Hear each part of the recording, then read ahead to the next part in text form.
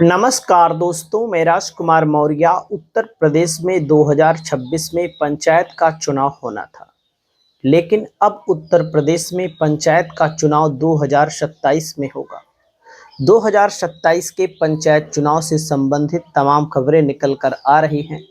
इस वीडियो में आप सभी साथियों को बताने जा रहे हैं पंचायत चुनाव 2027 में कौन कौन से ऐसे दावेदार हैं जो पंचायत का चुनाव नहीं लड़ पाएंगे नए नियम के मुताबिक। दोस्तों, नए नियमों की अगर हम बात करें तो समय समय पर पंचायती राज मंत्रालय द्वारा, पंचायती राज विभाग के द्वारा, सरकार के द्वारा नए नए नियम लागू किए जाते हैं। पुराने नियमों को हटाया जाता है, नए नए प्रावधानों को जोड़ा जाता है। दोस्तों, सबसे पहले आप सभी साथियों को मैं बता दूं, 2027 के पंचायत चुनाव को लेकर चर्चा है। अगर एक बार फिर योगी सरकार रिपीट कर जाती है उत्तर प्रदेश में, तो उत्तर प्रदेश में पंचायत चुनाव लड़ने वालों के लिए योग्यता निर्धारित कर दी जाएगी। योग्यता का मतलब है कि अभी तक जो पंचायती राज व्यवस्था के अंतर्गत नियम है, कोई भी पंचायत का चुनाव लड़ सकता है, चाहे कितना भी पढ़ा लिखा हो, चाहे अनपढ़ हो, चाहे अंगूठा टेक हो, चाहे महिला हो या पुरुष हो। मतलब कि अनपढ़ लोग भी पंचायत का चुनाव लड़ सकते हैं। लेकिन अगर एक बार फिर योगी की सरकार बनती है तो ऐसा दावा किया जा रहा है कि आने वाले समय में योगी सरकार कक्षा 10 या 12 या ग्रेजुएशन, मतलब कि कोई ना कोई योग्यता निर्धारित कर देगी, जिससे पंचायतों में एक सुदृढ़ता बढ़े, ताकि पंचायतों में पढ़े लिखे लोगों को अवसर मिले। एक नंबर ये नियम लागू होने के लिए खबर आ रही है। दोस्तों, दूसरा नियम जो लागू होने के लिए खबर आ रही है, दूसरा नियम जो लागू होगा, वो नियम लागू होगा दोस्तों कि जो पंचायत के चुनाव को लेकर के आप लोग देखते होंगे कि 2 बच्चों वाला नियम, यानी कि जनसंख्या के नियंत्रण को लेकर के लगातार बीजेपी के लोग बात करते हैं। हालांकि बीजेपी के अलावा भी लोग बात करते हैं कि जनसंख्या का नियंत्रण होना चाहिए। अब जनसंख्या के नियंत्रण को करने के लिए सरकारी सेवाओं में 2 बच्चों को ज़्यादातर आप लोग देखेंगे शिक्षा भत्ता जो मिलता है, अधिकतम 2 बच्चों को मिलता है। छात्रावास भत्ता जो मिलता है बच्चों के लिए, पढ़ाई लिखाई के लिए जो भत्ता मिलता है, मतलब कि 2 बच्चों के लिए लागू पहले से है।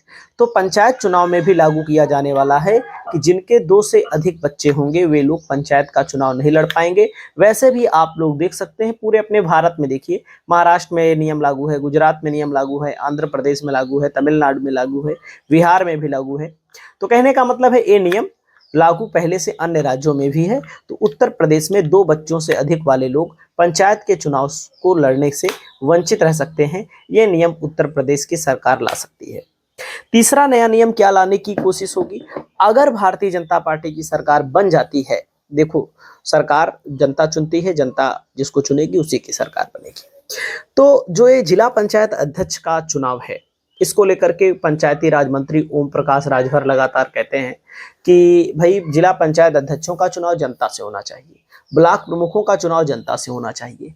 देखो सही बात है भाई, जिला पंचायत अध्यक्ष और ब्लॉक प्रमुख का चुनाव जनता से तो होना ही चाहिए, इसमें कोई शक नहीं है। क्योंकि आप लोग देखते होंगे बीडीसी को खरीद लिया जाता है, बीडीसी बिक जाते हैं 10,000, 20,000, 50,000, लाख, 2 लाख में, जिसकी जहां पर जैसी क्षमता होती है।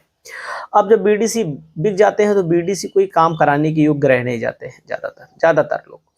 तो बीडीसी, इस चुनाव का मतलब ही क्या है? पंचायती राज व्यवस्था में अगर बीडीसी का चुनाव हो रहा है, उनसे केवल ब्लॉक प्रमुख बनाया जा रहा है, कोई विशेष विकास का कार्य अगर नहीं हो पा रहा है, तो जाहिर सी बात है ऐसा चुनाव तो होना ही नहीं चाहिए।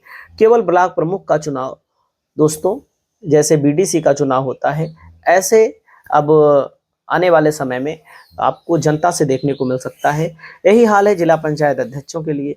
जिला पंचायत अध्यक्ष का चुनाव देखिए, जिला पंचायत सदस्य जीतते हैं। जिला पंचायत सदस्यों को खरीद करके राजनीतिक पार्टियां क्या करती हैं? जिला पंचायत सदस्यों को खरीद करके राजनीतिक पार्टियां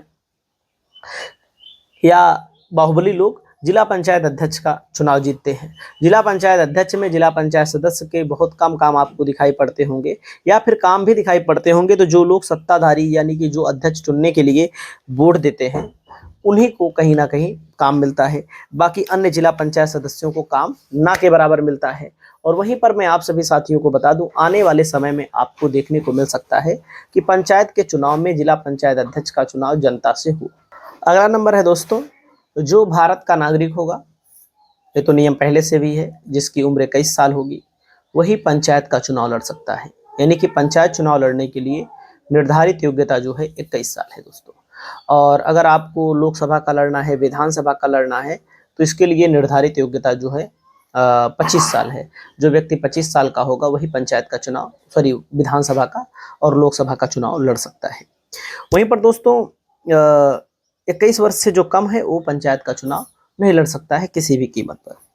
दोस्तों वहीं पर मतदाता सूची में नाम दर्ज होना चाहिए।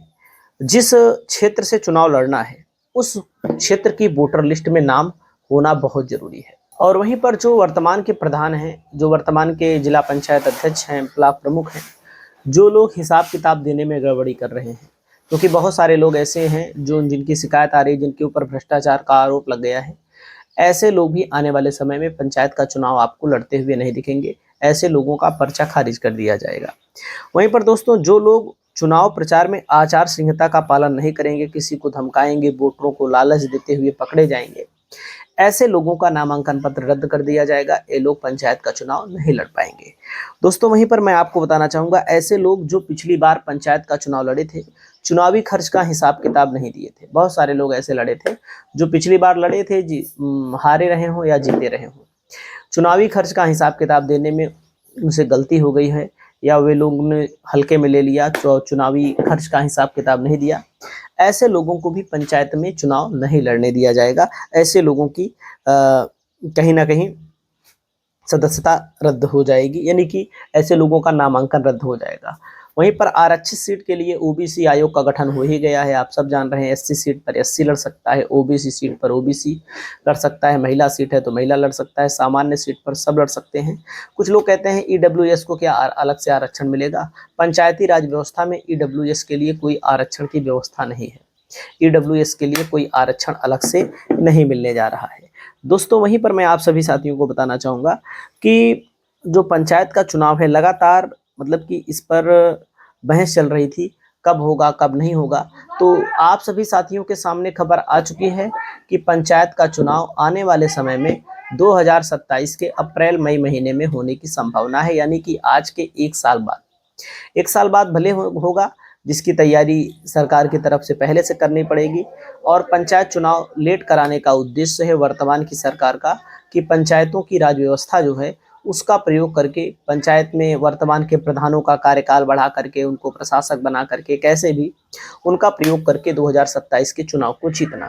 तो ये सब नियम आने वाले समय में आपको लागू होते हुए दिखेंगे, जिनमें से शुरुआत में मैंने 3-4 नियम ज़्यादा महत्वपूर्ण बताए। जिला पंचायत अध्यक्ष और ब्लॉक प्रमुख का जनता के द्वारा, 2 बच्चों वाला, पढ़ाई लिखाई से संबंधित। तो दोस्तों आपको वीडियो कैसा लगा, आप लोग अपनी राय को बताइए। बहुत बहुत धन्यवाद। नमस्कार।